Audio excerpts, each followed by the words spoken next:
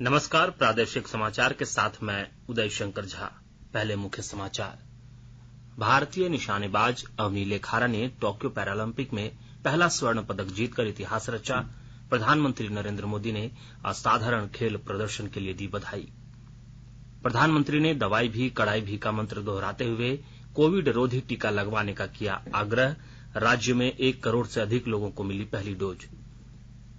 गुमला जिले में वज्रपात से एक ही परिवार के 6 लोग आए चपेट में। मौके पर 2 लोगों की मौत, 4 गंभीर रूप से घायल। और देश भर में आज मनाई जा रही है कृष्ण जन्माष्टमी। प्रधानमंत्री, राष्ट्रपति और मुख्यमंत्री ने दी लोगों को शुभकामनाएं। और समाचारों से पहले एक जरूरी संदेश। देश भर में 18 वर्ष से अधिक आयु के सभी लोगों के लिए सरकारी केंद्रों में निःशुल्क टीकाकरण अभियान चलाया जा रहा है। हमारे युवा श्रोताओं से अपील है कि वे कोविड रोधी टीका जरूर लगवाएं और दूसरों को भी इसके लिए प्रेरित और सहयोग करें। कोरोना महामारी के प्रति आप कोई भी लापरवाही न बरतें, क्योंकि कोरोना अब भी हमारे लिए बड़ा खतरा बना हुआ है। जब तक आवश्यक न हो घर से बाहर न निकलें और इन आसान उपायों का पालन करें। मास्क लगाएं, 2 गज की सुरक्षित दूरी बनाए रखें, बार बार हाथ धोएं और चेहरा साफ रखें। कोविड से संबंधित जानकारी और मार्गदर्शन के लिए राष्ट्रीय हेल्पलाइन काम कर रही हैं। इनके नंबर हैं 0112979780046 और 1075। इसके अलावा राज्य हेल्पलाइन नंबर 104 डायल कर समस्या का त्वरित समाधान लिया जा सकता है। और अब समाचार विस्तार से। भारतीय निशानेबाज अवनी लेखारा ने टोक्यो पैरालंपिक में 249.6 का स्कोर बनाते हुए महिलाओं की 10 मीटर एयर राइफल शूटिंग का स्वर्ण पदक जीत लिया है। इसके साथ ही निशानेबाज लेखारा ने वर्ल्ड रिकॉर्ड की बराबरी कर ली है। भारत ने पैरालंपिक निशानेबाजी प्रतियोगिता में पहली बार स्वर्ण पदक जीतकर इतिहास रचा है। प्रधानमंत्री नरेंद्र मोदी ने टोक्यो पैरालंपिक में अवनी लेखारा द्वारा पहला स्वर्ण पदक जीतने पर बधाई दी है। उन्होंने अपने ट्वीट संदेश में अवनी को बधाई देते हुए कहा कि यह जीत भारतीय खेल जगत के लिए एक विशेष क्षण है। श्री मोदी ने अवनी को भविष्य की प्रतियोगिताओं के लिए बधाई दी है। वहीं मेंस डिस्कस थ्रो स्पर्धा में भारत के योगेश कथुनिया ने 44.38 मीटर की दूरी तय करते हुए रजत पदक जीत लिया है। प्रधानमंत्री नरेंद्र मोदी ने आकाशवाणी के मन की बात कार्यक्रम में लोगों से कोविड रोधी टीके लगवाने का आग्रह करते हुए दवाई भी कड़ाई भी का मंत्र याद दिलाया है। उन्होंने कहा कि देश में टीकाकरण तेजी से चल रहा है, लेकिन लोगों को सावधानी और सतर्कता बरतनी चाहिए। इधर राज्य में कोरोना टीकाकरण की रफ्तार में तेजी आई है। अब तक राज्य में 1,57,000 से अधिक लोगों ने कोविड वैक्सीन की पहली डोज ले ली है। वहीं 25,35,000 लोगों को कोरोना की दोनों खुराक दी जा चुकी है। राज्य के 1,57,00,000 युवा जनसंख्या के 34% आबादी को कोविड की पहली डोज दी जा चुकी है। राज्य में औसतन 50,000 से अधिक टीके रोज लगाए जा रहे हैं। इधर राज्य में फिलहाल कोरोना से स्वस्थ होने की दर 98.48% है और सक्रिय मामलों की संख्या 144। राष्ट्रीय टीकाकरण अभियान के तहत देश में अब तक 63,09,00,000 से अधिक कोविड रोधी टीके लगाए जा चुके हैं। कल 73,80,000 से अधिक टीके लगाए गए। स्वास्थ्य मंत्रालय ने बताया है कि देश में स्वस्थ होने की दर 97.53% हो गई है। इस दौरान 35,000 से अधिक रोगी स्वस्थ हुए हैं। कल 45,000 से अधिक नए मरीज सामने आए। उपचाराधीन मरीजों की संख्या 3,68,558 रह गई है। केंद्र सरकार कोविड महामारी के दौरान लोगों की सुविधा के लिए बनाई गई राष्ट्रीय स्तर के हेल्पलाइन नंबर के बारे में लोगों को जागरूक कर रही है। सूचना प्रसारण मंत्रालय अपने विभिन्न विभागों के माध्यम से इन हेल्पलाइन के बारे में जागरूकता बढ़ा रहा है। विभिन्न हेल्पलाइन नंबर इस प्रकार हैं। कोविड संबंधी सवालों के जवाब देने के लिए स्वास्थ्य और परिवार कल्याण मंत्रालय की हेल्पलाइन है 1075। राज्य हेल्पलाइन नंबर है 104। महिला और बाल विकास मंत्रालय की चाइल्ड हेल्पलाइन है 1098। वरिष्ठ नागरिकों के लिए सामाजिक न्याय और अधिकारिता मंत्रालय की हेल्पलाइन है 14567। मनोवैज्ञानिक सहायता के लिए राष्ट्रीय मानसिक स्वास्थ्य और तंत्रिका विज्ञान संस्थान निमहांस का नंबर है 080461100007। आयुष कोविड परामर्श हेल्पलाइन नंबर है 14443 और माई गव व्हाट्सएप हेल्प डेस्क नंबर है 9013151515। पाकुड़ जिले के हजारों आदिम जनजाति पहाड़िया परिवारों की जिंदगी में बदलाव लाने और उन्हें आत्मनिर्भर बनाने में बरबट्टी की खेती मददगार साबित हो रही है। उड़ान परियोजना के तहत जिले के दुर्गम पहाड़ों एवं दूरस्थ गांवों में रहने वाले 5000 पहाड़िया परिवारों को जिला प्रशासन ने बरबट्टी खेती से जोड़ने के साथ ही उन्हें मुफ्त में बीज मुहैया कराना शुरू किया है। विस्तृत ब्यौरे के साथ हमारे संवाददाता। पाकुड़ जिले के हजारों आदिम जनजाति पहाड़िया परिवारों की आत्मनिर्भरता का जरिया बरबट्टी की खेती बनेगा। जी हां, जिला प्रशासन जिले के 5000 पहाड़िया परिवारों से बरबट्टी खेती कराने का काम शुरू भी कर दिया है। सरकार की उड़ान परियोजना के तहत लक्षित पहाड़िया परिवारों को 5-5 किलो बरबट्टी के बीज मुफ्त में Jharkhand state livelihood promotion society के जरिए उपलब्ध कराया जा रहा है। गुतू गलांग कल्याण ट्रस्ट के बीज बैंक से बरबट्टी के बीज अब तक 1500 पहाड़िया परिवारों को उपलब्ध भी करा दिए गए हैं। बीज मुहैया कराने के पहले बरबट्टी खेती के लिए चयनित महिला किसानों को प्रशिक्षण भी Jharkhand state livelihood promotion society द्वारा दिया गया है। सरकार द्वारा मुफ्त में बीज उपलब्ध कराने के साथ ही इसकी खेती को बढ़ावा दिए जाने से पहाड़िया परिवारों को महाजनों से न केवल मुक्ति मिली है, बल्कि आने वाले दिनों में आर्थिक रूप से मजबूत बनने का एक बेहतर जरिया भी बरबट्टी की खेती साबित होगा। राम प्रसाद सिन्हा, आकाशवाणी समाचार, पाकुड़। आकाशवाणी के ताजा तरीन समाचारों के लिए आप हमारी वेबसाइट newsonair.com पर लॉग ऑन कर सकते हैं। ताजा समाचार Twitter handle @AIR news alerts और Facebook page all India radio news पर भी उपलब्ध है। आप प्रादेशिक समाचार एकांश के ट्विटर हैंडल @AIR न्यूज _ और फेसबुक, इंस्टाग्राम पेज तथा YouTube channel AIR news Ranchi पर भी हमारे बुलेटिन सुन सकते हैं। प्रादेशिक समाचार आप आकाशवाणी रांची से सुन रहे हैं और अब पेश है कोरोना से बचाव के कुछ संदेश।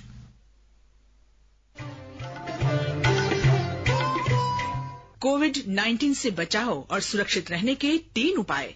मास्क लगाएं, 2 गज दूरी है जरूरी, सुरक्षित दूरी रखें, हाथ और मुंह साफ रखें।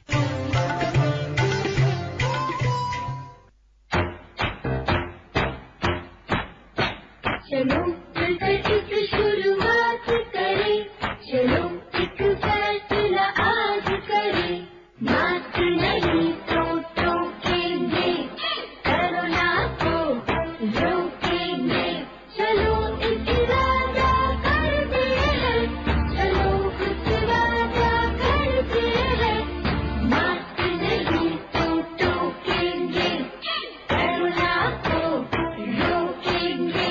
भारत सरकार द्वारा जनहित में जारी। गुमला जिले के बसिया थाना क्षेत्र के जगजोर गांव में कल शाम हुए वज्रपात ने एक ही परिवार के 6 लोगों को अपनी चपेट में ले लिया। इस हादसे में परिवार का मुखिया और उसकी बेटी की मौके पर ही मौत हो गई। वहीं पत्नी समेत 3 बेटी गंभीर रूप से घायल हो गए। सभी को इलाज के लिए रेफरल अस्पताल बसिया लाया गया है। बताया जाता है कि सभी लोग खेत में धान की खेती का निकवन के कार्य में लगे हुए थे, तभी अचानक हुए वज्रपात ने इन्हें अपनी चपेट में ले लिया। वित्त मंत्रालय ने आयकर अधिनियम 1961 के अंतर्गत आने वाले विभिन्न प्रपत्रों की समय सीमा बढ़ा दी गई है। इन प्रपत्रों को ऑनलाइन भरे जाने पर करदाताओं को ही हो रही कठिनाइयों के बारे में खबरें मिलने के बाद यह कदम उठाया गया है। मंत्रालय ने कहा है कि फॉर्म संख्या 10A में आयकर अधिनियम की विभिन्न धाराओं के अंतर्गत पंजीकरण या सूचना देने या स्वीकृति मिलने संबंधी आवेदन की अंतिम तिथि 30 जून थी, जिसे 31 अगस्त तक बढ़ाने के बाद अब 31 मार्च 2022 तक बढ़ा दिया गया है। फॉर्म संख्या 10AB के अंतर्गत पंजीकरण या स्वीकृति की अंतिम तिथि 28 फरवरी 2022 से बढ़ाकर 31 मार्च 2022 कर दी गई है। वित्त मंत्रालय ने कहा है कि अधिकृत डीलरों द्वारा 30 जून 2021 को समाप्त हुई तिमाही का विवरण फॉर्म संख्या 15CC अब 30 नवंबर तक जमा किया जा सकता है, जबकि 30 सितंबर को समाप्त हो रही तिमाही का विवरण 31 दिसंबर तक जमा किया जा सकेगा। मंत्रालय ने यह भी बताया कि 30 जून को समाप्त हो चुकी पहली तिमाही में फॉर्म संख्या 15G और 15H के अंतर्गत जमा की जाने वाली घोषणा की अंतिम तिथि 15 जुलाई थी, जिसे 31 अगस्त तक बढ़ाने के बाद अब 30 नवंबर तक बढ़ा दिया गया है। 30 सितंबर को समाप्त हो रही तिमाही के लिए फॉर्म संख्या 15G और 15H जमा करने की अंतिम तिथि 31 दिसंबर तक बढ़ा दी गई है। मंत्रालय ने कहा है कि 30 जून 2021 को समाप्त हुई तिमाही के अंतर्गत पेंशन फंड द्वारा फॉर्म संख्या 10BBB के अंतर्गत देश में निवेश की गई राशि के बारे में जानकारी देने की तिथि 30 नवंबर तक बढ़ा दी गई है, जबकि 30 सितंबर को समाप्त हो रही दूसरी तिमाही की जानकारी 31 दिसंबर तक जमा की जा सकती है। केंद्रीय प्रत्यक्ष कर बोर्ड CBDT ने विवाद से समाधान अधिनियम के तहत भुगतान की अंतिम तिथि बिना किसी अतिरिक्त शुल्क के इस वर्ष 30 सितंबर तक बढ़ा दी गई है। पहले यह तारीख 31 अगस्त थी। वित्त मंत्रालय ने कहा है कि अंतिम तिथि बढ़ाने का निर्णय फॉर्म नंबर 3 को जारी और संशोधित करने में आ रही दिक्कतों को ध्यान में रखकर किया गया है। विवाद से विश्वास अधिनियम के तहत भुगतान करने के लिए फॉर्म नंबर 3 को भरना अनिवार्य है। वित्त मंत्रालय ने विलंब शुल्क माफी योजना का लाभ लेने के लिए अंतिम तिथि इस महीने की 31 तारीख से बढ़ाकर 30 नवंबर 2021 कर दी है। इससे पहले सरकार ने गैर प्रस्तुत फॉर्म GSTR 3B के लिए जुलाई 2017 से अप्रैल 2021 तक की कर अवधि के लिए विलंब शुल्क को कम या माफ करके करदाताओं को राहत प्रदान की थी, यदि इन कर अवधियों के लिए रिटर्न इस वर्ष 1 जून से 31 अगस्त के बीच प्रस्तुत किए जाते हैं। मंत्रालय ने कहा कि कई प्राप्त अभ्यावेदनों के आधार पर सरकार ने पंजीकरण रद्द करने के लिए आवेदन दाखिल करने की समय सीमा को इस साल 30 सितंबर तक बढ़ा दिया है। आज पूरे देश में श्रद्धा, भक्ति और उल्लास के साथ जन्माष्टमी मनाई जा रही है। आज ही के दिन भगवान कृष्ण का जन्म हुआ था। भगवान कृष्ण की पूजा अर्चना के लिए श्रद्धालु बड़ी संख्या में मंदिरों में पहुंच रहे हैं। प्रधानमंत्री नरेंद्र मोदी ने जन्माष्टमी के अवसर पर लोगों को बधाई दी है। मन की बात कार्यक्रम में श्री मोदी ने देशवासियों से यह त्योहार मनाते समय भारत की महान परंपराओं को आगे ले जाने का अनुरोध किया। राष्ट्रपति रामनाथ कोविंद ने जन्माष्टमी पर लोगों को शुभकामनाएं दी। राष्ट्रपति ने अपने संदेश में कहा है कि जन्माष्टमी भगवान कृष्ण के जीवन और शिक्षा के प्रति समर्पण का त्योहार है। उन्होंने कहा कि यह त्योहार भगवान कृष्ण के संदेश को फैलाने का भी अवसर है, जिसमें पवित्रता, सच्चाई और कर्तव्य की भावना पर जोर दिया गया है। उन्होंने कामना की है कि भगवान कृष्ण के जीवन के सभी शाश्वत मूल्य हम सभी के सदैव प्रति प्रेरित करते रहें। इधर मुख्यमंत्री हेमंत सोरेन ने कृष्ण जन्माष्टमी के पावन अवसर पर सभी राज्यवासियों को अनेक अनेक शुभकामनाएं और बधाई दी है। देश के 75वें स्वाधीनता दिवस समारोह के उपलक्ष्य में आजादी का अमृत महोत्सव के अंतर्गत प्रादेशिक समाचार एकांश आकाशवाणी रांची द्वारा स्वाधीनता संग्राम और उसके गौरवशाली इतिहास पर 18 अगस्त से साप्ताहिक अमृत महोत्सव विजन का शुभारंभ किया है।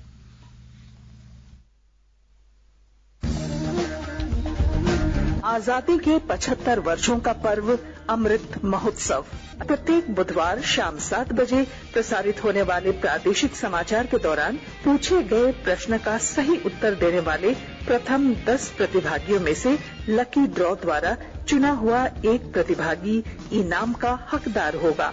इसके लिए सुनते रहें आकाशवाणी रांची का प्रसारण।